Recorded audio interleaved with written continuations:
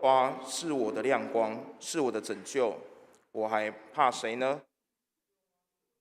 的保障，我还惧谁呢？那作恶的就是我的仇敌，前来吃我肉的时候，就半跌扑倒。让我们一起低头祷告。亲爱的天父，让我们常常定睛于你，学习依靠你。虽然我们基督徒不能够逃离灾难、病痛或甚至战争，但因着你，让我们有平安、有喜乐，让我们不一样。求主透过今日讲台蔡牧师的口，让我们用你的话语来帮助我们自己。感谢主，我们这样感恩祷告，奉主耶稣基督的名求，阿们。接下来把时间交给敬拜小组。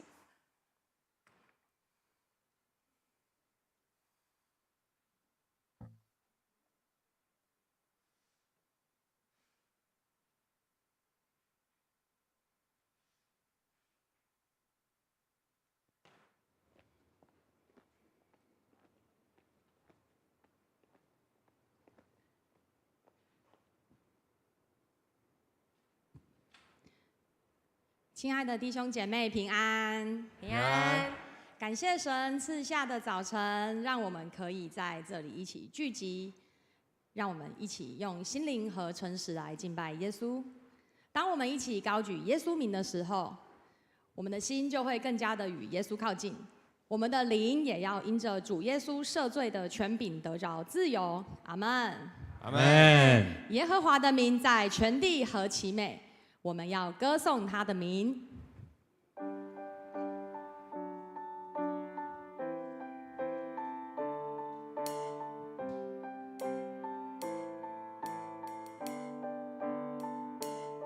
让我们一起来赞美主，让我们一起来敬拜耶稣。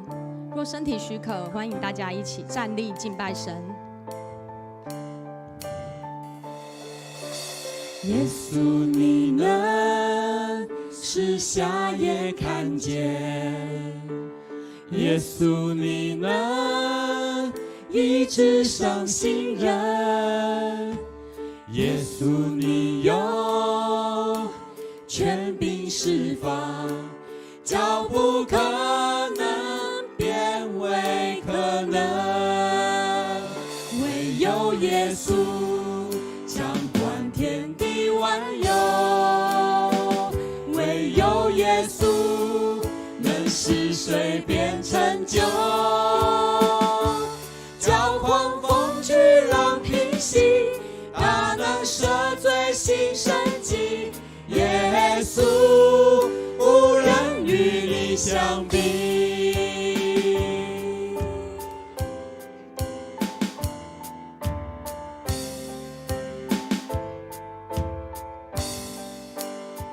耶稣，耶稣，你能使瞎眼看见；耶稣，你能医治伤心人；耶稣，你有权柄释放，叫不可能变为可能。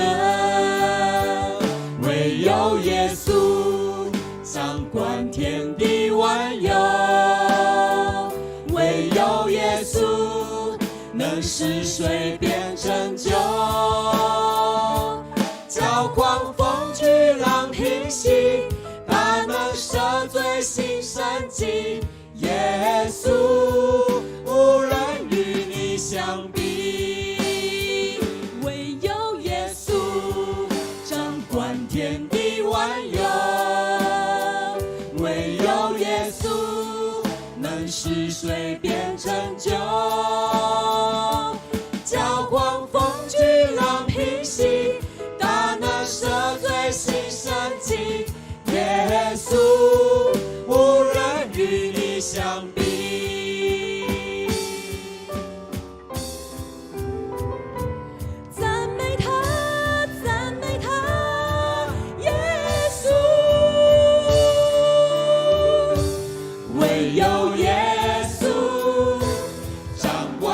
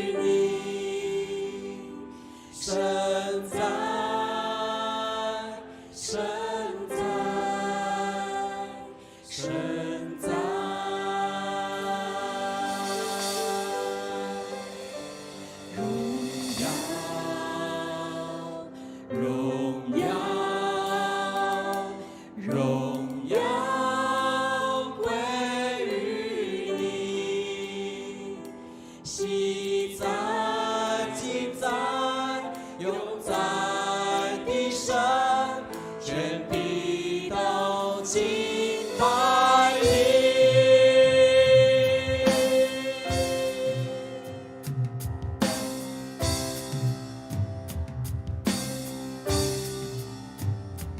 这时代要全心的敬拜，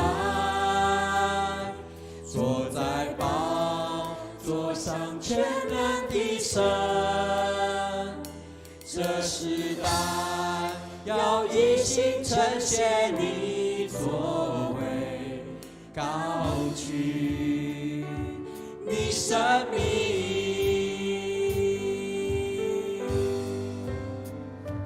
荣耀，荣耀，荣耀归于你，神在，神在，神在。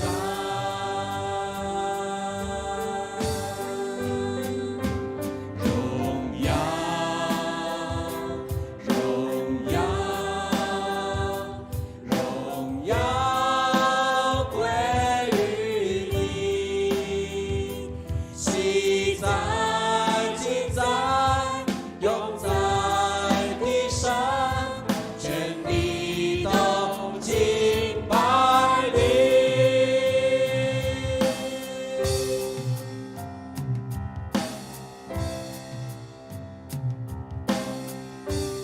这时代，这时代因你欢喜快乐，你的名在全地好奇美。这时代要歌颂高举你的名，永远依靠你。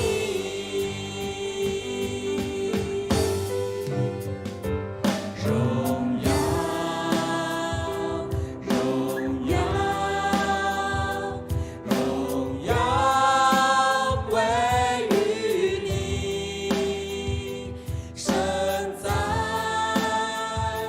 神在，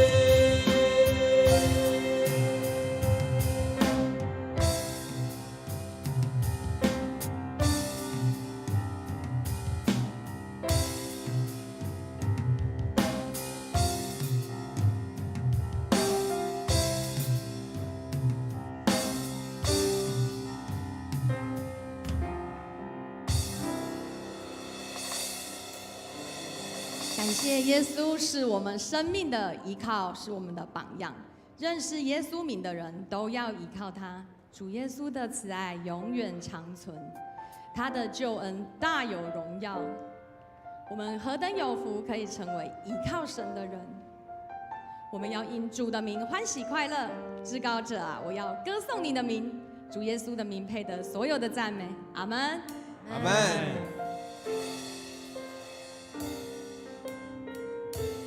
你是我依靠的力量，你是我寻求的宝藏，你是我的一切。你好比贵重的珍宝，我怎能放弃你不要？你是我的一切。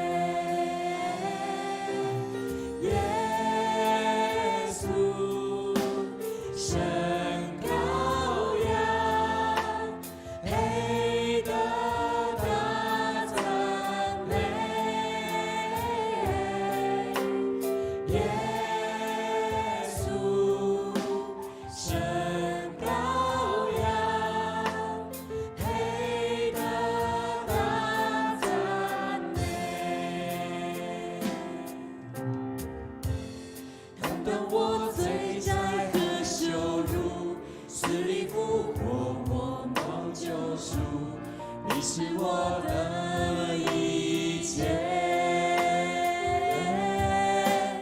耶稣，神羔羊，配得大赞美，耶稣，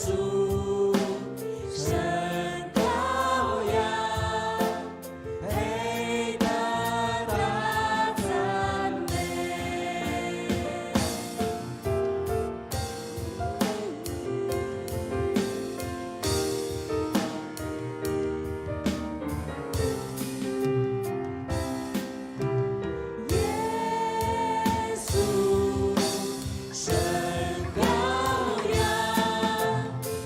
羔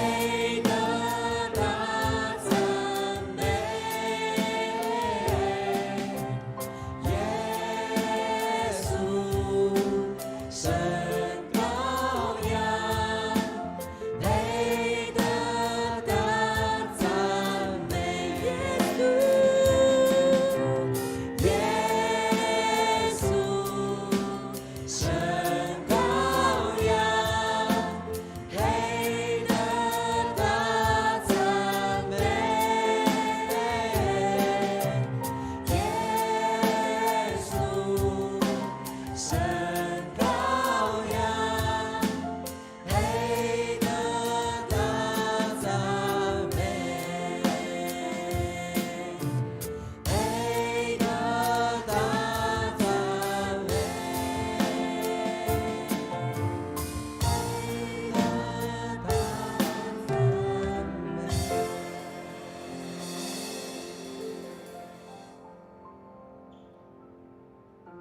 感谢耶稣用自己当作活祭，死里复活，使我们蒙救赎，让我们求告主的名的人就可以得着拯救。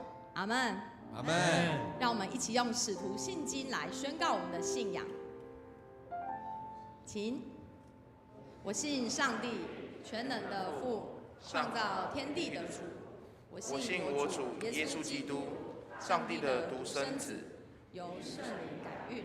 由童贞女玛利亚所生，在本丢彼拉多手下受难，被钉于十字架，受死，埋葬，降在阴间，第三天从死人中复活，升天，坐在全能父上帝的右边，将来必从那里降临，审判活人死人。我信圣灵，我信圣而公之教会，我信圣徒相通。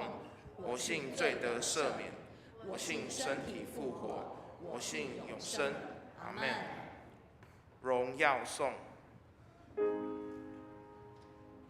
但愿荣耀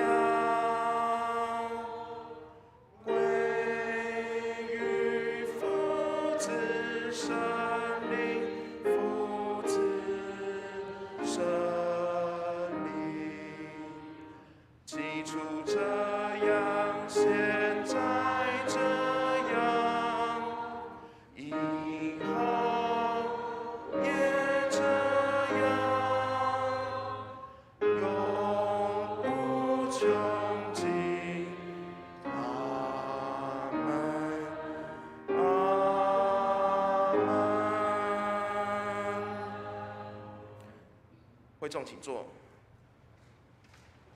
起应文由我来念投影片的白色章节，用弟兄来念黄色投影片的黄色章节。诗篇第133篇，旧约的第659页。看哪，弟兄和睦同居，这好比那贵重的油浇在亚伦的头上，又好比黑门的甘露降在锡安山，就是永远的生命。公祷，让我们一起低头为普世大众祷告。我们为大洋洲国家万纳度祷告，让基督信仰能够进入生活当中，国家百姓能够认识基督信仰祷告。我们为台湾卫理公会北2区教会祷告，大直卫理堂王先志牧师为教会奉献充足，教会更在当地更加得人，传道同工身心健康祷告。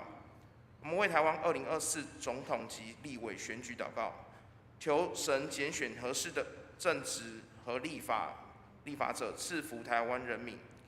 我们为台湾儿童及青少年能够受到完善的知识教育及美好的品格教育造就祷告。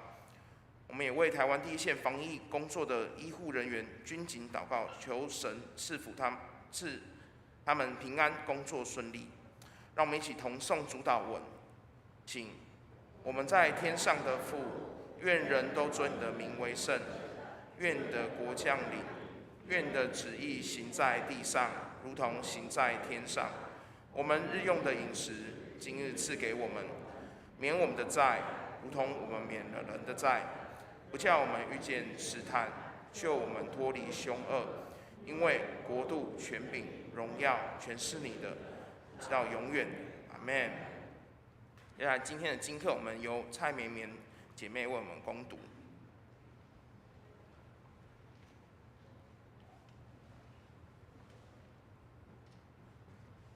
今天的经课在创世纪45章1到15节。创世纪45章1到15节，教会圣经47页，由我来为大家攻读。约瑟在左右站着的人面前，情不自禁吩咐一声说：“人都要离开我出去。”约瑟和弟兄们相认的时候，并没有一人站在他面前，他就放声大哭。埃及人和法老家中的人都听见了。约瑟对他弟兄们说：“我是约瑟，我的父亲还在吗？”他弟兄不能回答，因为在他面前都惊惶。约瑟又对他弟兄们说：“请你们近前来。”他们就近前来。他说：“我是你们的兄弟约瑟，就是你们所卖到埃及的。现在不要因为把我卖到这里自忧自恨，这是上帝差我在你们以先来，为要保全生命。现在这地的饥荒已经2年了，还有5年不能耕种，不能收成。上帝差我在你们以先来，为要给你们存留余种在世上，又要大施拯救，保全你们的生命。这样看来，差我到这里来的不是你们，乃是上帝。他又使我如法老的父，做他全家的主，并埃及全地的宰相。你们要赶紧上到我父亲那里，对他说：你儿子约瑟这样说：上帝使我做全埃及的主，请你下到我这里来，不要单言。你和你的儿子孙子，连牛群、羊群，并一切所有的，都可以住在歌珊地，与我相近。我要在那里奉养你，因为还有5年的饥荒，免得你和你的眷属，并一切所有的都败落了。况且你们的眼和我兄弟便雅悯的眼都看见是我亲口对你们说话。你们也要将我在埃及一切的荣耀和你们所看见的事都告诉我父亲，又要赶紧地将我父亲搬到我这里来。于是约瑟伏在他兄弟便雅悯的颈项上哭，便雅悯也在他的颈项上哭。他又与众弟兄亲嘴，抱着他们哭，随后他弟兄们就和他说话。接下来罗马书11章1到2a， 还有29到32节，教会圣经173页。我且说，上帝弃绝了他的百姓吗？断乎没有，因为我也是以色列人，亚伯拉罕的后裔，属便雅悯支派的。上帝并没有弃绝他预先所知道的百姓。接下来29节，因为上帝的恩赐和选召是没有后悔的。他们从前不顺服上帝，如今因他们的不顺服，你们倒蒙了连续。这样他们也是不顺服，叫他们因着施给你们的连续，现在也就蒙连续。因为上帝将众人都圈在不顺服之中，特地要连续众人。以上是上帝的话语。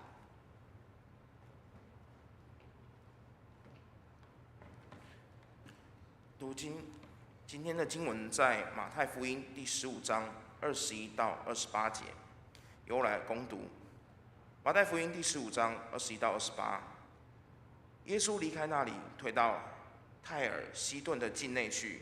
有一个迦南妇人从那地方出来，喊着说：“主啊，大卫的子孙，可怜我，我女儿被鬼附得甚苦。”耶稣却一言不答。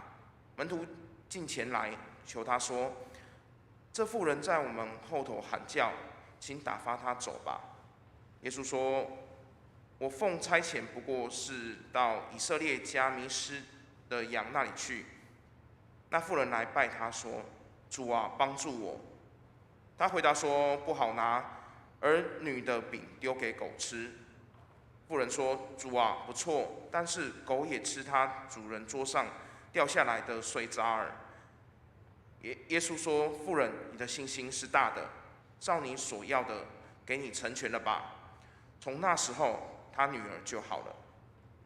献诗，接下来我们请诗班献诗。今天的曲目是向神歌颂。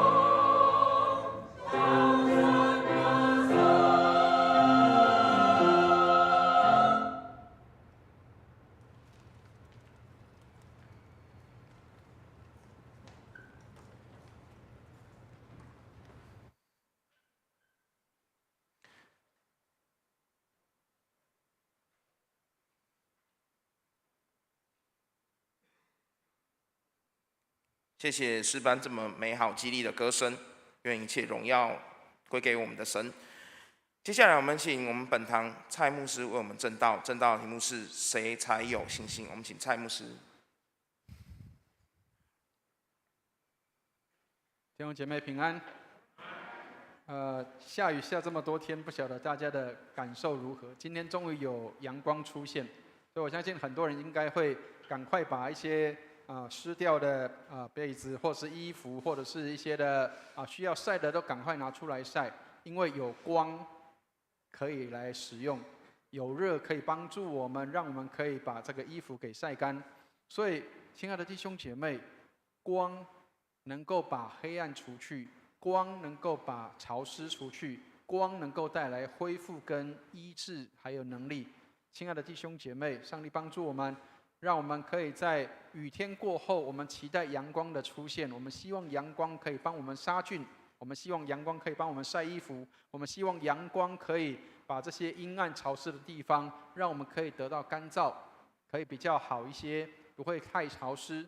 但是，亲爱的弟兄姐妹，你有没有把光带进到你的心里面，让上帝的光进到你的心里面？圣经上告诉我们说，上帝就是光，在他毫无黑暗。愿上帝帮助我们，让我们把心里面的这些的污秽、肮脏的地方打开来，让光可以进到里面，来带来恢复跟医治。以前我在小时候很喜欢去这个，小时候田比较多了，所以都喜欢去田里面玩。然后如果去玩的时候，都喜欢把那个石头翻开来。为什么？石头翻开来里面就有很多小虫，然后里面会有很多一些这个乱七八糟的东西。但是呢，一摊开在阳光下，这些虫就全部都消失不见了。所以，亲爱的弟兄姐妹，你能不能够把你的心打开来，让光进到你的里面，让你里面那些见不得光的地方，没有办法来见人的地方，可以让光来洗净，跟光来医治，光来恢复你。愿上帝帮助我们，让我们邀请真光进到我们的心里面来。特别现在农历7月，很多人都很害怕黑暗，或是晚上不敢出门。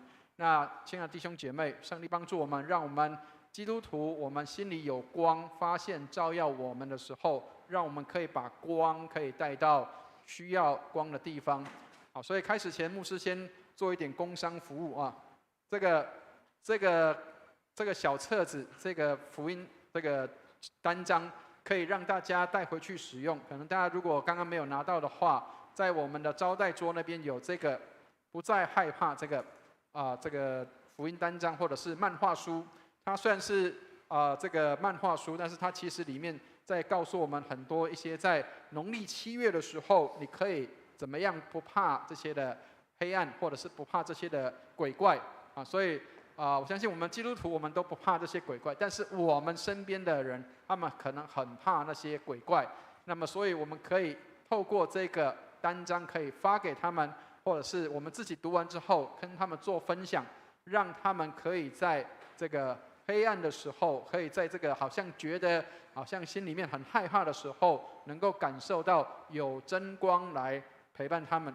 以前我有一个年轻人，当社工的年轻人，在分享他的生命经历的时候，他也是基督徒。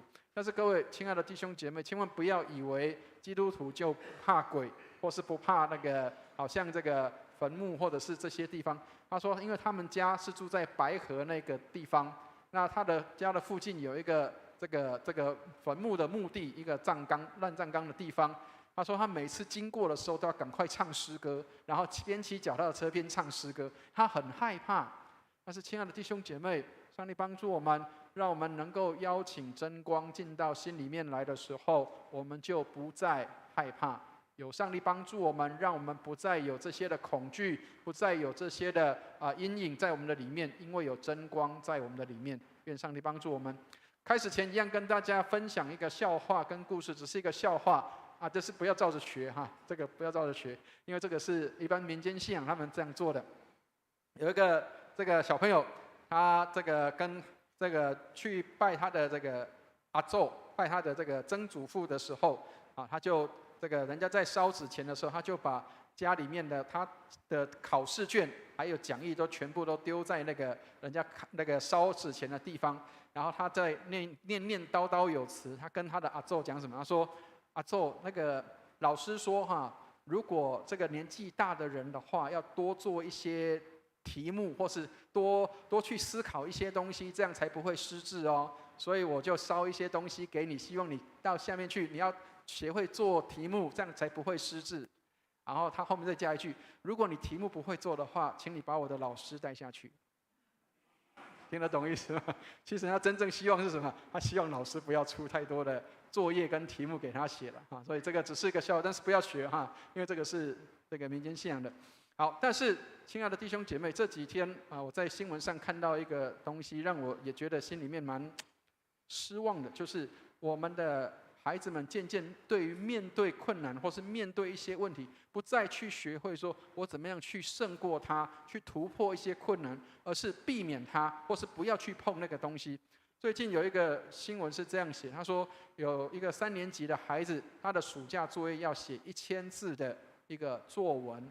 当然每个人可以有不同的想法，我不是说一定我的想法就是对的。但是各位可以思考一下说，我们每一个学生，我们以前在小时候，我们也许或多或少都有写过作文，而且这个是用2个月的时间，老师要求就是你要看一些这个课外书籍，然后写下你的读书心得。但是对这个孩子来说，他可能觉得写1000字太多了，然后他就告他的父母亲，那他的父母亲就告到学校去说，老师这个太高的要求，让我的孩子怎么可以写1000字的作文？亲爱的弟兄姐妹，我们有时候如果没有强迫孩子们去学一些东西的时候，他就永远学不到。以前有一个故事是这样，有一个航海王，有一个在海上号称航海王的一个渔夫，因为他各种风浪都经历过，然后他航海技术会非常好，然后他就把他的技术交给他的小朋友，然后指导他，怎么做怎么做怎么做。但是呢，结果没有想到他2个儿子在出船之后，后来在一次的风浪当中，他们就被淹没，就死掉了。然后他说：你是船王的孩子，你是航海王的孩子，怎么会就这样没有了？后来这个父亲，这个航海王他自己反省说什么？他说：我教他们航海，但是我从来没有带他们亲身在海浪当中，在风浪当中让他们去操纵过。了解我要讲的意思吗？我只会告诉他们你怎么操作，但是没有亲身带他们操作过。所以亲爱的弟兄姐妹，上帝帮助我们，有时候我们当老师的人，或者是我们当指导者的人，我们要学会不是只有教，用口语教，而是要能够亲身示范，这样才是叫做真正在带门徒，或是带孩子们成长。有时候我们需要让他们去经历一些，或者是让一些年轻的人、后辈人，让他去尝试一些错误，他才能够从中学习一些美好的功课。上帝帮助我们，有很多东西无法从说当中去学，必须要去亲身经验的。各位知道有一个很有名的将军叫做麦克阿瑟，知道吗？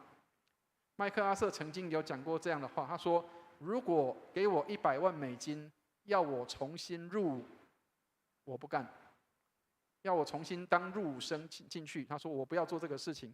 但是如果要用100万美金买我的生命经历，买我在部队里面的生命经历，他说我也不要，因为那个是属于我的生命经历。所以亲爱的弟兄姐妹，上帝帮助我们，我们的人生经历不是只有听来的，而是要能够去实做的。上帝帮助我们经历信心，也要实做。愿上帝祝福我们，让我们能够常常去经历信心的功课。愿上帝带领我们。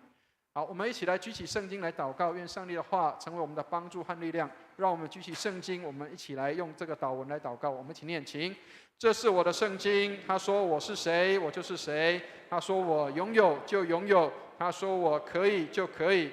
今天神的话要来教导我，我诚心悔改，我心里警醒，我灵谦卑受教，我就不再一样。奉主耶稣基督的圣名，阿们。以前曾经有过一个姐妹，她在这个听完讲道的时候，她就跟我讲，她说：牧师，你今天讲到的这一篇很好，我觉得某某姐妹她应该要来听。他应该要来听，他可惜他今天没有来，他应该要来听你今天这一篇的讲道。亲爱的弟兄姐妹，我们常常会去指挥别人、指导别人，但是我们不晓得说，我们以为这样叫做热心，但是其实这是不对的。我们常常以指手画脚来当做这个叫做热心，其实那是不正确的。好，所以我最近看到有一篇这个让人讨厌的社交方式，这个也许给我们基督徒有一些提醒。很多人说这个东西好像是外面社会的东西。亲爱的弟兄姐妹，孔子曾经讲过一句话，叫做“礼失求诸也”。为什么？因为有时候本来应该是属于基督徒，应该是本于教会，或是应该信仰上要教的东西，但是现在反而有一些在外面的公司行号，或是在外面的职场上面，他们反而教的比我们更深入跟更多。牧师要讲这个是要让大家学习有一些的反省，是箴言里面讲一句很重要的话，他说生死在舌头的泉下。另外有一句话他说什么？他说这个一句话说的合宜，就像金苹果落在银网子里。所以说话其实是一个艺术，是一个重要的东西。好，所以我们常常会在这个方面会出一些问题。基督徒有时候我们常常以为说我们说话很直，但是我们其实叫做什么？口无遮拦，你懂意思吗？好，或者是我们我讲话比较直接，但是是没有礼貌的。我常常讲一个事情说，我们以为说好像这个没有礼貌的讲话当作我讲话很直，其实是错的。讲话直是我很直接的表达，而不是我是没有礼貌的人。还有另外一个就是指手画脚当作热心。我想很多在学骑车或开车的人应该就会知道，如果是身边是自己的配偶，或是有时候是比较亲或熟悉的人，有时候你会很不喜欢。为什么？因为他会告诉你这样做这样做，但是有时候那个我们的热心，有时候人家听起来就不会觉得那是热心了。所以有时候需要易子而教，就是有时候我们自己的孩子或是我们自己的亲人，有时候让别人教，也许是好的，也免得我们变成好像指手画脚之后，变成别人的感受就不是热心，就是那个对他有一些指责。还有尖酸刻薄当幽默，这也是我们需要常常提醒的。如果我们没有提醒自己说，有时候我们可能讲一些台语叫做考窥人家的话的时候，如果没有把它当作是一个幽默，或者是说不是幽自己的默，是幽了别人的时候，有时候那个是不好的。求上帝帮助我们，让我们能够学习幽默，是让自己讲自己的糗事没有关系，或是讲自己的不好，但是不必要去指责别人。所以尽量避免这些的方式，让我们能够在口语上能够成为祝福人的人。所以圣经里面创世纪里面，上帝在创造每一样东西的时候，他都会附上一句话说，上帝看着是好的。亲爱的弟兄姐妹，你可以用你的口来塑造你的世界，你可以用你的口来塑造你的一切，用你的口来赞美上帝，但是不要用你的口来咒诅上帝所创造的人。求上帝帮助我们，让我们可以用感谢赞美多一些，肯定鼓励多一些。当然指责跟批判也是需要有的，但是指责跟批判可以分量可以不要那么样的多，让我们可以多一些的肯定赞美鼓励，让教会里面充满肯定的文化、赞美的文化、鼓励的文化。愿上帝来帮助我们。好，所以今天我们看到的经文里面，耶稣在面对一群会批判，然后常常讲一些要跟他辩论或者是一些强辩的话的人，这一群人叫做文士跟法利赛人。耶稣做了一件事情，为了他们的缘故，他逃避离开那个地方，不要跟这些人产生辩论。如果我们看今天的这段圣经的上一段的时候，是耶稣正在跟一群文士还有法利赛人，他们在辩论一些事情。辩论什么事情？辩论吃饭前要洗手。我们说现在吃饭前要洗手，这是很正常的事情，有什么好去辩论的吗？各位亲爱的弟兄姐妹，对犹太人他们当时来说，不是只有洗手这么简单的事，因为洗手还有很多的步骤跟程序。各位知道，很多人现在喜欢那个东西叫做什么？叫做仪式感，知道吗？有听过什么叫仪式感，知道吗？哇，这个连洗个手都要有仪式的要先念一篇祷文，念完之后，然后到这个他们以前没有水龙头，可能要拿个这个勺子摇一下，然后在那边洗手，边洗手还边祷告然后再回到自己的位置上。为什么要这么多繁琐的东西？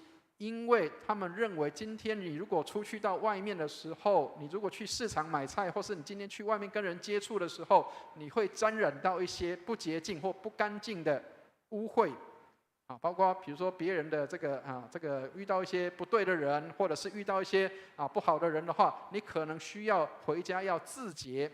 所谓的自洁就是你要自己要清洁干净，所以除了要洗脚进门要洗脚以外，还要洗手吃饭，因为外面很脏的，很糟糕的。但是耶稣却没有教导他的孩子，教导他的学生，教导他的门徒做这些事情。为什么？因为这个不是必然跟必要的。好，当然不是说饭前洗手是不对的，不是。耶稣要讲的东西是什么？不是去以为说你吃进去的东西污秽人，而是你从心里面出来的才会污秽人。好，但是这些的文士跟法利赛人在辩论这些东西的时候，各位知道，其实很多人喜欢狡辩的，不是因为你辩赢了他就信主了，不会。很多人是辩赢了你跟他辩赢了，但是他不见得会信主的。所以后来耶稣选择一件事情，就是不要为了这些东西去产生了辩论，所以他离开了这个革尼撒勒，然后往北去到外邦人的地方去。好，请大家看一下今天的经文里面有一个妇人，这个妇人她是什么样的背景？如果各位看圣经的话，可以用一个事情，就是4卷的福音书其实它是可以对照的，所以对照的时候，你就可以看到，有一些地方可能在马太福音写的不清楚的，在马可福音他就写得很清楚了。好，所以这个妇人，这个来求助耶稣的这个妇人，她的背景是什么？我们来看一下马可福音7章26节，这个是她的背景。我们来念一下这个人的背景，一起念来。这妇人是希腊人，属叙利腓尼基族，她求耶稣赶出那鬼，离开她的女儿。亲爱的弟兄姐妹，这个妇人她求耶稣什么？她求耶稣把这个鬼赶离开。但是亲爱的弟兄姐妹，耶稣是犹太人，但是这个人他是什么？我们如果从这一节经文看到，他是希腊人，而且是腓尼基族的人。她同时又是住在迦南地的妇女。各位如果看地图的话，等一下我们会看到地图，在这个以色列的这个比较靠地中海的地方，这一片的地区，我们现在叫做加萨走廊。这一片地区以前过去是这个非利士人，或是我们现在叫腓尼基人，他们所在的占领的地区。所以以前早期的真正的他们的住民是这些腓尼基人，所以这个妇女她本身就是这个族群的人。好，我们看一下这个地图。好，请大家看一下这个地图，革尼撒勒跟推罗西顿他们所在的位置有哪些不一样？我们刚刚提到耶稣从革尼撒勒，然后往推罗西顿那里去。好，推罗西顿是在革尼撒勒的北方，在加利利湖的北方。如果各位现在看到的是黄色的这一块的部分的话，这个是犹太人居住的地区，这样可以了解意思吗？好，在其他的地方，白色的这个部分，这些其他的地方，那个是叫做外邦人，或是迦南人，或者是这个叫撒玛利亚人住的地方。好，所以耶稣所在的这个加利利地区的往北，再北上去，就是这些叫做迦南人，或者是叫做这些腓尼基人，这些人他们所居住的地方。然后这个推罗这个地方，它是一个海港，那它的旁边另外一个城市叫做这个西顿，所以这2个城市是在这个地中海边边的城市，他们是比较接近，是靠外面的地方，靠外海的地方。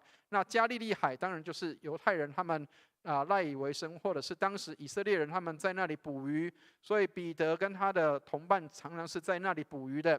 所以在这个地方里面，各位可以想见一个事情是，耶稣居然往外邦人的地方，或是外国人的地方去，他不是往南走，他是往北走了。为什么会刻意有这样的一个事情发生？各位知道，耶稣如果刻意，那就是有问题了，一定是有什么事情要让他去。好，所以各位亲爱的弟兄姐妹，我们刚刚早上在读的那个叫做3段经文里面，特别提到约瑟他被下到埃及去的时候，他本来不想离开他的家乡，但是被自己的兄弟给出卖，以至于他被迫离开到这个埃及去的时候，上帝在那里预备了他，让他可以迎接他的家人在饥荒的时候可以来到埃及。所以，亲爱的弟兄姐妹，上帝也预备了耶稣要去到这个外邦人去的地方。我们常常讲说，嘴巴讲的跟身体是常常会有不一样，所以我们常常会说这个心口不一，或者是有的人讲话，他的身体是诚实的，身体有时候往往会表达他的诚实。各位等一下会看到，耶稣嘴巴讲的跟他的实际上的行动也稍微有点不一样，但是这是刻意的。好，所以有一个牧师这样说，他说：“我们的信心最显著的时候，不是当我们吹捧我们的良善，而是当我们呼叫耶稣夫子可怜我们吧。”亲爱的弟兄姐妹，对于犹太人，对于文士跟法利赛人来说，他们叫做敬虔人。如果我们对照刚刚前一段的那一段的记录的时候，文士跟法利赛人，他们在这个做礼拜的时候，或是他们在这个读经的时候，他们是相当敬虔的，但是他们喜欢辩论，他们喜欢去跟人家做这些的礼仪上的争论。所以这些人他们看起来是有信心的，可是事实上他们却是一群没有真正信心的人。然而这一个迦南妇人，她却是在他好像看起来不是有这些的背景，他也不是犹太人，他也不是一个好像敬虔人的后代，但是他却成为一个有信心的人。所以在这里，牧师要给大家破题，就是谁才是有信心的？很多人以为说我从小在教会里面长大，我从小就上主日学，我从小就受洗，我从小就读圣经祷告，但是却不见得是一个真的有信心的人。然而这个外邦人、外邦女子，这个可能以前没有听过上帝的人，或者是他可能有听过，但是他不是信你这个信仰的人，他反而是一个有信心的人。我们来看一下，在圣经里面告诉我们一件事情是：当人需要上帝的时候，当人在上帝面前谦卑的时候，他才能够寻见上帝。诗篇34篇的18节说：“耶和华靠近伤心的人，拯救灵性痛悔的人。”亲爱的弟兄姐妹，你可以想象这个妇女，刚刚我们读经的时候，这个妇女她的孩子被鬼附了，她需要找到一个可以医治的方法，或是可以医治她的女儿的人。这个人就是耶稣。因为他听过耶稣会医病，他听过耶稣会赶鬼，他听过耶稣可以做这些事情，所以他相信耶稣。耶稣经过，他赶快跑来找耶稣，耶稣，请你赶快来医治我，可怜我的孩子。亲爱的弟兄姐妹，你有没有发现，有时候你的身边的邻居没有信主的人，没有信主的这些的人，他们反而信心比我们大？因为他们会告诉你说：“请你为我祷告，因为我知道你们祷告是有效的。”亲爱的弟兄姐妹，你有没有发现，有时候你会怀疑说，你的祷告有没有效？有时候我们祷告很久你都在顾上帝都没有听那干脆不要了，不要信了，不要信了。很多人的信心是这么软弱，很多人信心碰到困难的时候就放弃了。亲爱的弟兄姐妹，有时候我们会笑别人说你看这些人没有信耶稣，他们不晓得上帝的话。但是事实上，有时候他们的信心比我们大，他们反而会知道我们祷告是有效的。早上有一个姐妹这样说，她说她的妹妹是没有信主的，然后他们最近她的妹妹要去这个别的城市去宜兰玩，然后她说她的妹妹跟她欲言又止说：“请你为我祷告，让我去玩的时候天气可以很好。”亲爱的弟兄姐妹，人家相信你祷告，天气就会变好了。但是有时候我们反而常常是什么？常常是不信的。我们看一下，耶稣居然给人家软钉子吃我们看一下24节的地方，你会发现为什么耶稣给人家这个碰软钉子？虽然没有很直接拒绝，但是给他有一些话怪怪的。我们来看一下24节，耶稣说什么？24节，我们一起来念一下24节，一起念来。耶稣说：“我奉差遣，不过是到以色列家迷失的羊那里去。”亲爱的弟兄姐妹，刚刚提到了耶稣的讲话怎么会跟他的行动有点不太一样？耶稣说什么？他说：“我奉差遣去哪里？去以色列家迷失的羊那里去。如果是这样的话，他应该要往南走，而不是要往北走哦。可是为什么他居然是往北走呢？身体是很诚实的，所以耶稣往北走是做什么？是因为他有另外一个目的要去做的。好，我们来读一下以西结书34章12节，我们一起来念一下这节圣经，一起念来。牧人羊群四散的日子，怎样寻找他的羊，我必照样寻找我的羊。亲爱的弟兄姐妹，耶稣曾经说他有另外一圈羊是不一样的。这一群羊是什么？是可能迷失的，是他们可能没有接触过认识耶稣的这一群羊，耶稣也要去找他们回来。旧约圣经里面其实就已经在告诉我们说，上帝的爱不是只有给以色列人，上帝的爱也给这些外邦的人，让他们也能够被找回来。亲爱的弟兄姐妹，我们之前一文牧师有带我们读过那段的这个浪子的比喻的时候，其实特别有提到，这些浪子不一定是我们现在看的说这些叫做我们身边的这些做错事情的人，我们要把他带回来。不是只有这个，还包括哪些人？包括在外面还没有信主的人，他们也需要回到上帝的家里面来。我们常常说，教会是上帝的家，是上帝的居所。可是我们这些身为家里的长子的人，我们常常忘记了弟弟还在外面，我们的妹妹们还在外面，我们没有把他们带到上帝的家里面来。他们可能还在外面游荡，他们可能是游子，但是他们还没有机会回来到上帝的家里面。或许他们心中还在犹疑，说我该不该回家？因为我得罪了天，又得罪了上帝，得罪了天，又得罪我的父亲。所以，亲爱的弟兄姐妹，有时候很多人没有办法来到教会，是因为他缺了一只手牵他进到教会里面来。亲爱的弟兄姐妹，上帝帮助我们，让我们能够成为那一只手，把迷失的羊牵到教会里面来。但是这些迷失的羊，不是只有叫做跟我同一个族群的，有时候可能是我们不喜欢或是不想去接触的人，这些人也可能是上帝要我们找回来的羊。所以这个迦南妇女，她其实是犹太人所不喜欢的。各位如果看圣经的话，耶稣的学生、耶稣的门徒还跟耶稣讲说，打发他，叫他走，叫他不要来这里。但是这个妇人，她跟彼得一样，我们上次看到彼得在海中，他在那里喊了那个祷告，这一个妇女她也是这样祷告。我们来看一下25节的地方，我们一起来读一下25节，一起念来。那妇人来拜他说：“主啊，帮助我。”亲爱的弟兄姐妹，这也是箭祷，也是一个射箭的祷告。当你需要帮助的时候，主啊，帮助我，主啊，帮助我。这个妇女，她也许她不会祷告，但是她在那个时候，她简单的祷告说：“主啊，帮助我。”她需要耶稣的帮助。心乱如麻的时候，祷告就对了。愿上帝帮助我们，让我们能够在事情没有办法处理、面对的时候，要记得还有一条向上的路，就是祷告。有时候上帝在我们还没有祷告以前，他就帮助我们，让我们能够避掉，或者是不去碰到那些的患难跟苦难。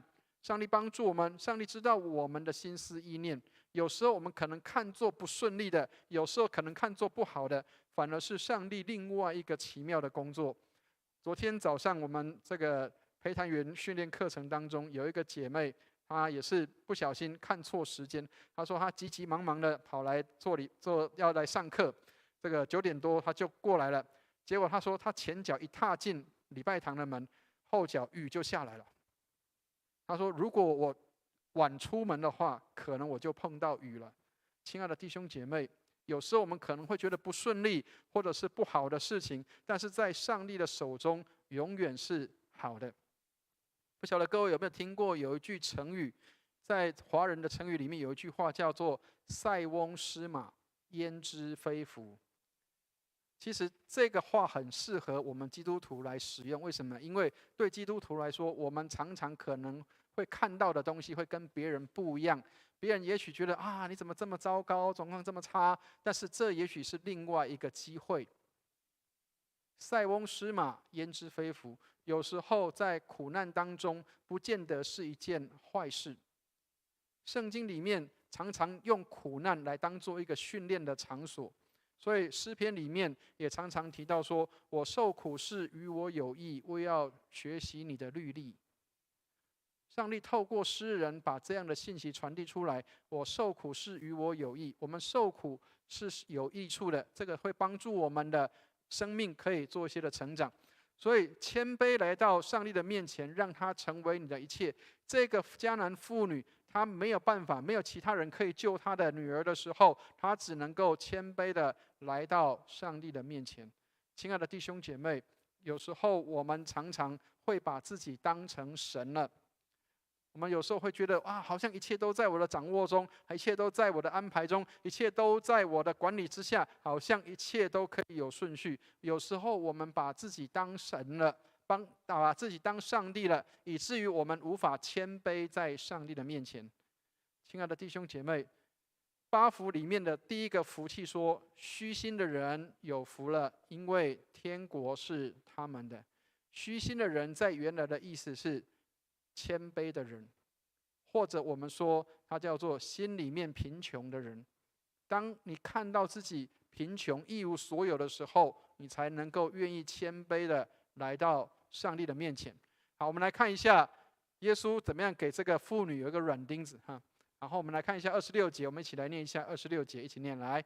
他回答说：不好拿儿女的饼丢给狗吃。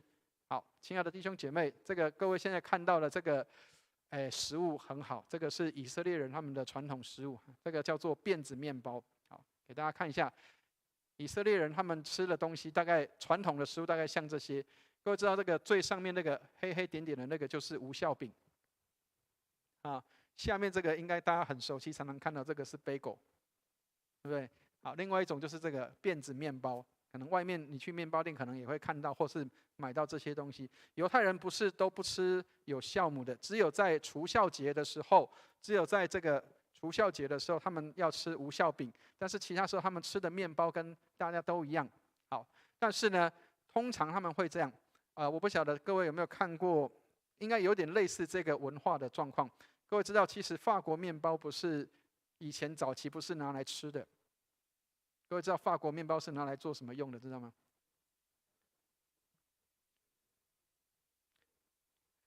拿来擦嘴巴、擦手的。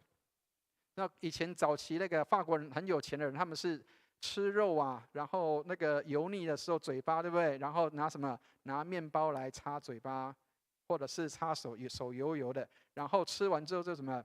把这个面包就丢到哪里？往桌下丢。那谁会去吃？狗儿会去吃。他们家里的宠物会去吃它。好，所以如果我们把它连接起来的话，或许这里会有点有趣的地方。因为犹太人或者是以色列人，他们常常把外邦人当作狗。他说：“你们这些外邦狗啊，或者是把这些外邦人当作猪一样。”所以很多，比如说人家讲猪狗不如，就是什么？你连这些外邦人都不如的意思，或者是有点像我们在台湾以前早期对原住民比较没有那么尊重，都说你这青番呢，所以你会发现一个事情，就是原来这些好像这个我们讲起来好像是很屈辱的，可是其实在这边用的字是不一样的。如果各位有机会看到这个原文或是注释书的话，其实在这个部分。耶稣讲的这个狗不是外面的野狗，是家里的宠物狗。意思就是什么？这些狗它们才有机会吃到这个桌子上掉下来的碎渣儿。好，所以我们来看一下27节的地方，这个妇人她的信心有多大？27节我们一起来念一下27节，一起念来。妇人说：“主啊，不错，但是狗也吃它主人桌子上掉下来的碎渣儿。”亲爱的弟兄姐妹。犹太人他们很清楚，他们把外邦人当狗，但是这个在家里圈养的小狗，居然它也可以吃主人的东西。为什么？当主人不吃的东西丢到桌子底下的时候，这些家里的宠物狗、小狗他们会去吃的。他们分享了主人的食物，分享了主人的这个恩典。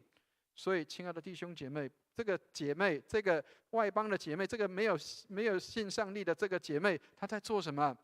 她在要求耶稣，请你也施恩给我。亲爱的弟兄姐妹，上帝帮助我们。也许有很多人，他们是我们看不起的，或者是不喜欢的，或是很讨厌的人。但是某个程度上来说，有些人他们的信心比我们大。他们也许没有信主，但是他们的信心比我们强。也许他可能不见得要能够说哦，像你们基督徒一样啊，每天都蒙上帝的保护保守。哎，没关系，这个你为我祷告，上帝祝福我，让我可以这个事情可以顺利。很多人他跟你要这些，他会觉得哎，你们信耶稣的人，这个祷告很灵验的，我想要你们为我祷告。亲爱的弟兄姐妹，当你碰到这样的事情的时候，也不要拒绝别人。你可以为别人祷告，你可以为你身边的邻居，为你这些还没有信主的朋友，为他们祷告，让他们也尝尝主恩的滋味。亲爱的弟兄姐妹，上帝帮助我们，让我们可以来帮助那些还没有信主的人，他们可以认识上帝。各位如果看现在周报上面，我们等一下周报司会帮我们报告。其实我们周报上面有很多的课程，有很多的活动，现在都要开始要进行做一些邀请新朋友的动作。求上帝帮助，让我们有机会可以邀这些新朋友，还没有信主的朋友，邀请他们来参加教会的活动，邀请他们来认识上帝，邀请他们来知道我们所信的是什么。所以跟大家也在这个工商服务一下。9月2号我们有一个这个民间信仰的一个培灵会。或许我们当中的姐妹们，你有一些邻居朋友是没有信主的人，你可以带他们来认识上帝，让他们知道民间信仰跟我们信的耶稣有什么不一样。这个是一个机会，让我们的行动可以成为一个机会。好，所以有拦阻不一定代表不是神的路。虽然耶稣给这个迦南妇人有点软钉子，但是这个软钉子反而成为耶稣所称赞的事情。有时候拦阻不见得不好，有时候有拦阻反而是让人看见这是信心的功课。所以我们来看一下28节，我们来看一下耶稣怎么样来称赞这个有信心的妇人。28节我们一起念来。耶稣说：妇人，你的信心是大的，照你所要的给你成全了吧。从那时候他女儿就好了。亲爱的弟兄姐妹，前面那一篇犹太人、文士、法利赛人，他们在那边辩论，他们很懂圣经，他们在那边辩论，讲很多的东西，还包括吃饭也要辩论。但是耶稣没有说你们的信心很大，但是这个迦南妇人，耶稣却说她的信心是大的。也许他不懂圣经，也许他不会辩论，也许他不晓得信仰是什么，但是他只知道我来求助耶稣，耶稣会帮助我。亲爱的弟兄姐妹，上帝帮助我们。耶稣对这个妇人说：你的信心是大的，照你所要的给你成全了。亲爱的弟兄姐妹，很多人需要帮助，他们却没有得着。这个妇人她因着信心跟耶稣求告，就得着了帮助。他的女儿，耶稣不用亲自到他的身边去为他祷告医治，他的女儿就能够得到恢复跟医治。耶稣很少这样做，除了那个百夫长以外，再来就是这个耶稣没有亲身去到那个生病的人身边，这个人就得到恢复跟医治。耶稣称赞这个妇人说：你的信心是大的。各位如果记得刚刚牧师讲的那个百夫长的故事，耶稣也称赞那个百夫长说：你的信心是大的。亲爱的弟兄姐妹，你的信心有多大？信主越久，有没有让你的信心越大？还是信主越久，让你的信心越来越小了？求上帝帮助，让我们的信心是大的，跟我们刚刚信主的时候一样。刚信主的时候，你会觉得祷告什么都灵验，祷告什么都应验，因为那时候我们的信心很单纯。求上帝帮助，让我们的信心是单纯的，单单跟上帝要求这些，让上帝的事实成为我们的经历。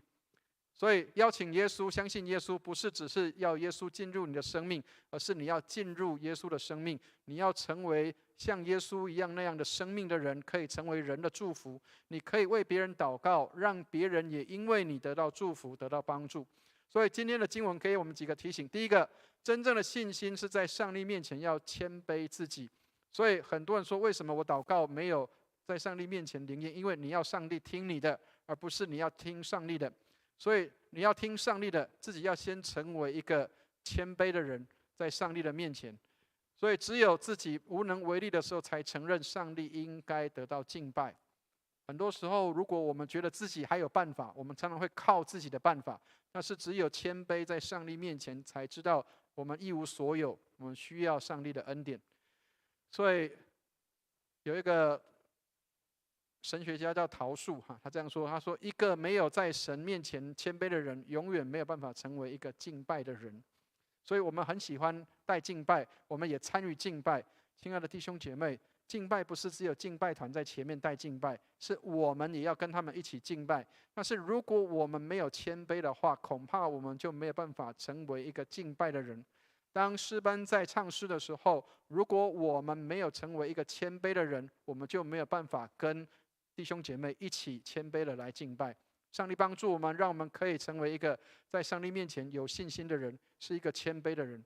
第二个，真正的信心是在上帝面前全然的交托。我常常讲个事情，就是我们在上帝面前交托，但是我们过没有5分钟，我们又把上帝手中的东西又再拿回来。所以上帝随时要听他儿女的祷告。当我们交托的时候，就全然的交托，而不是要再把它要回来。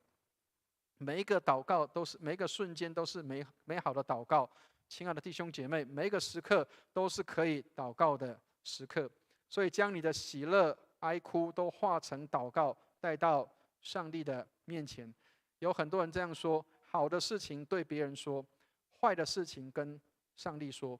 有时候我们常常讲坏的事情的时候，别人可能会传出去，或者是别人可能会又把它再多加油添醋了一些。所以有一个姐妹这样说，她说：好的事情跟人说，不好的事情跟上帝说。所以求上帝帮助我们，把一切所需要的都带到上帝的面前。当然有时候好的事情也要跟上帝说，因为有很多人没有办法接受我们好的时候比如说也许你好的时候，人家会觉得说，哎呀，有什么了不起，这个又不是没有什么过对不对？如果这样的时候，那么也一样带到上帝面前第三个，真正的信心是全然信靠基督的工作。亲爱的弟兄姐妹，如果我们刚刚讲到这个桌上不好拿儿女桌上的饼丢给狗吃，其实那个饼代表也除了是我们讲的那种硬的饼。上次有一个弟兄讲，他说他们的地区这个饼有不同的说法不同的饼干有不同的说法所以在这个地方，这里的饼比较像是面包，比较像是就是吃的面包。真正的信心，全然的信靠基督的工作是什么？耶稣基督是我们生命的粮。所以当我们在领受生命粮的时候，让我们也把这个生命的粮食，这个饼也给那些还没有领受过的人吃。因为耶稣的生命是可吃的，耶稣的血是可以喝的。所以基督是我们的无酵饼，它是真诚的、无罪的供应，让我们可以供应这些给有需要的人。你领受过了，让我们也可以把这个领受的也给别人。上帝供应我们的不一定是按照我们想要的，但是他必然供应我们所需要的。愿上帝带领我们，让我们有信心领受上帝要给我们需要的一切。最后的结论就是，只要亚伯拉罕的信不在你的心里跳动，即使亚伯拉罕的血在你身上流动，也是没有用的。所以即使是犹太人，如果你没有信心，你一样不是亚伯拉罕的子孙。虽然我们的血不是亚伯拉罕的血，但是我们跟亚伯拉罕一样有信心，那么我们是亚伯拉罕的子孙。所以这里就是圣经里面给我们看到的那样的一个特别的应许。亚伯拉罕的子孙是信心的子孙，而不是只有血缘上的子孙。上帝帮助我们，让我们能够成为一个有亚伯拉罕这样信心的人。愿上帝祝福我们。我们一起来祷告。慈悲爱我们的天父，施恩看顾我们，让我们能够在你面前谦卑寻求你的面，能够把你的话当作食物吃了，你的话就是灵，就是生命，让我们领受你的话语，也吃进我们的生命里面。你是生命的粮，让我们不但我们自己吃了，也分享给需要的人，让他们也得着这生命的粮，得着生命在他们的里面。谢谢主耶稣垂听我们的祷告，祝福我们在你的里面蒙恩。感谢祷告，奉耶稣基督的圣名，谢谢牧师的正道，因为我们每个人在生活中培养我们对神的信心。接下来回应诗歌，我们唱新娘诗选第237首《荣耀归主名》，我们请起立。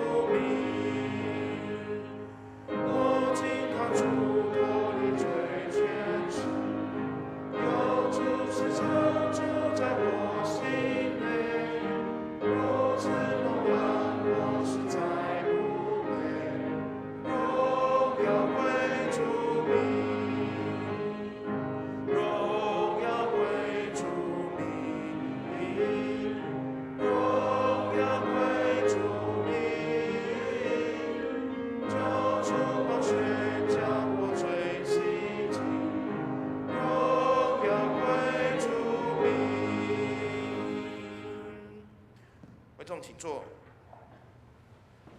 大家请诗线同工到台前来。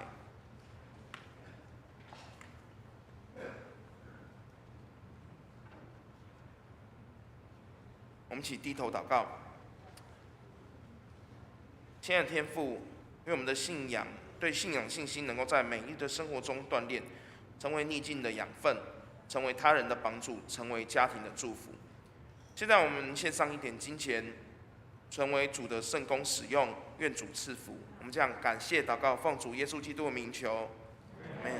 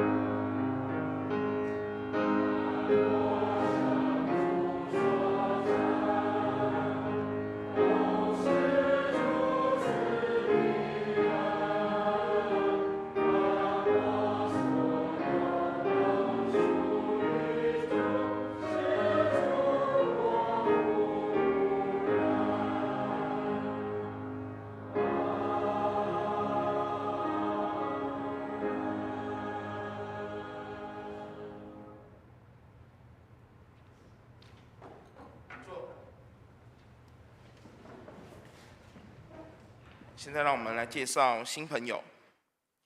第一位是郑月娥姐妹，你好，你好，欢迎一次欢迎，永远欢迎，请坐。你好。再来是两位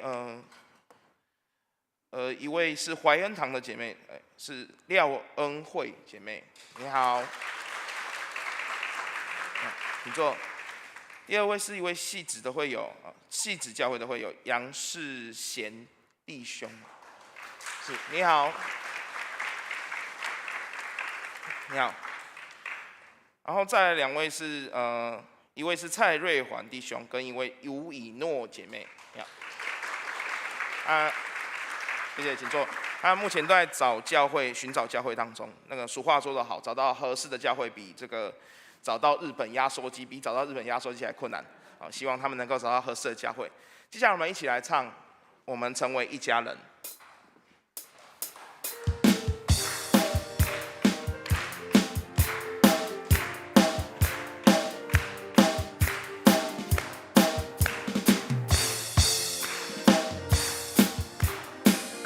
我们成为一家人，因着耶稣，成为神儿女。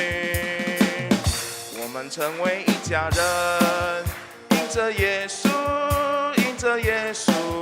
成为神国的子民。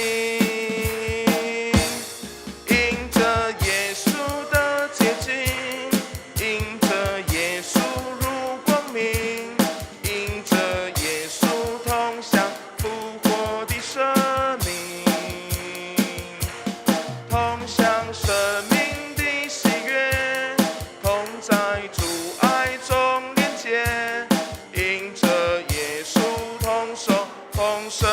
产业，让我们起立，彼此拱手问安。人因着耶稣，成为神儿女。我们成为一家人，因着耶稣，成为神国的子民。因着耶稣的洁净，因着耶稣入光明，因着耶稣同受活的生命，同享生命的喜悦，同在主爱中连结，因着耶稣同受丰盛的产业。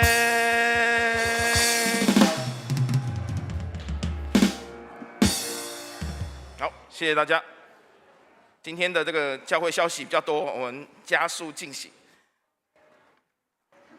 教会消息，今天11点半之后在6楼有查经班，主题是农历7月谈鬼神，非常有趣的话题，请欢迎弟兄姐妹参加。那么今天在1点半呢，在201教室，我们现在今天我们冷气已经修好了，在201教室有成人主日学的会议，麻烦老师们预备心参加。查经班呢，预计在8月底结束，9月将恢复成人主日学的课程。那我们谢谢老师的对课程的预备及弟兄姐妹的这个预备哦，我们一起为这个祷告。那查经班呢快要结束了，这个限量是残酷的，请大家那个踊跃参加。下周主日为灵命日良主日，讲员为圣光神学院的刘美金老师，欢迎为机构宣传事工的关心祷告。再来是为了充实暑假学习这个牧师已经刚刚有报告好，从领人信主到生命成长的课程。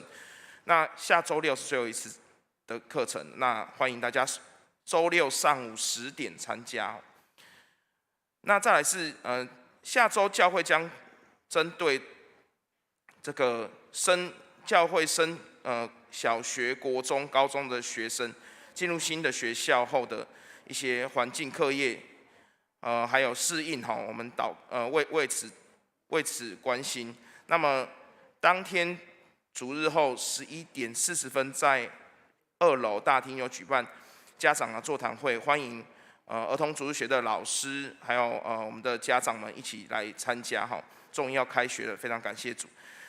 再来第6点，教会姐妹会将于9月2号上午的10点到12点举办姐妹的福音茶会哦。刚刚牧师有讲到的一个针对民间信仰的一个这个茶会，那欢迎大家参加，也麻烦师母跟依兰姐这边还有或是办公室这边那个报名。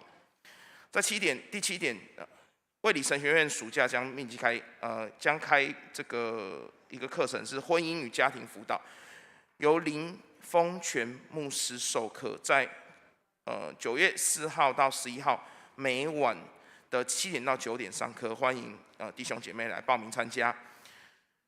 卫理神学院延伸班下学期开的加拉太书课程，是自由林清乾牧师上课时间是9月22到明年1月5号，每周5晚上7点到9点。那有兴趣的欢迎向办公室报名。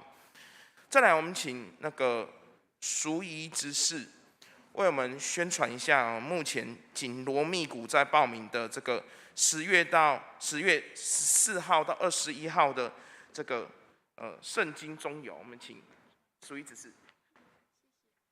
弟兄姐妹平安。好，我很少到国语堂，不过，请问一下，有看过这个海报的，请举手。天啊，1个、2个、3个、4个、5个，好，感谢主。因为我们这个是跟那个读经会一起来办这样子的活动。那因为大家会想说10月怎么这个时候就在报名？因为他预定要在9月15之前确认我们这个是不是有30个人报名，我们才会开这个班。所以我刚刚看一下我们的报名只有5个人，我有点担心。所以呢，我今天一定要再让大家一点时间。这个是圣经由中，他用77个口诀，让我们很快的记起来我们这个39卷的书里面在讲的是什么？那我想上帝的话是我们脚前的灯，路上的光。如果你有这样的渴慕，希望你们把这2天的时间先预留起来。如果你时间可以，麻烦你们就到公布栏把你的名字填上去。这个是在10月14号跟21号早上而已，所以只有2个半天的时间，让你对旧约有更熟悉，很快的把39卷里面的很多的你以前可能记不起来的，它可以用很快的方式让我们很活泼的学起来。那我邀请大家，如果你愿意把这2个时间预留起来，后面的公布栏跟楼下公布栏都可以把你的名字填上，因为我们希望这个班可以开得起来，所以我们特别在这里邀请大家。好，以上，谢谢。谢谢淑仪执事。这个由中课程，它是一个非常轻松的课程。这个据说是从8岁到88岁都非常适合参加，请大家踊跃报名。那么接下来是第10点，我们持续为这个暑期生活祷告哈。虽然已经快要结束了，暑假快要结束了，太好了。然后再来这个11点，我们持续为教会的复兴祷告。那欢迎弟兄姐妹每周4晚上来参加我们实体的祷告会。那第12点，我们8月份只是会议记录跟7月份的收支表都已经在后面的公布栏了，欢迎弟兄姐妹关心。那么最后还有一个是这个教会重新整理这个会友的车辆资料，欢迎有开车的会友来到后面公布栏后那个填写。那自己消息，最近的新冠跟 A 流，尤其是 A 流非常严重，然后肠病毒都在扩大流行，还有这个登革热。那么周边的朋友都有人中吼，那欢迎请大家要为自身的防护继续的那个保护。那我们有为确诊的弟兄姐妹的身体的治疗及恢复，我们持续祷告。那身体不适的，我们请大家在祷告中纪念他们，请他们愿他们的身体都重新恢复健康。以上。好，那我们报告到此。我们来唱3-1颂，会众请起立。普天之下，万国万民，齐声赞美父子圣灵，三位一体，同荣同尊，万有之源，万福之本。阿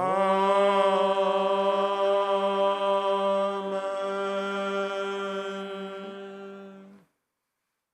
我们请牧师为我们祝福。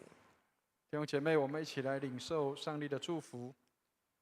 慈悲怜悯的天父，谢谢你给我们生命的粮，让我们的心得着饱足，帮助我们，让我们也能够成为生命粮的传递者，使我们能够所传递的，也使人得着饱足，得着帮助，使我们能够成为使人蒙福的人，人因我们也蒙福。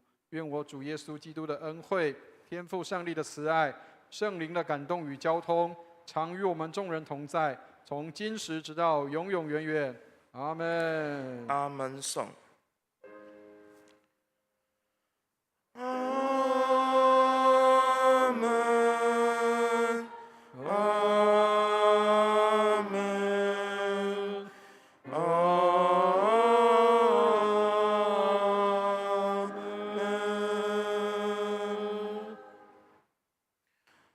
请坐，殿乐。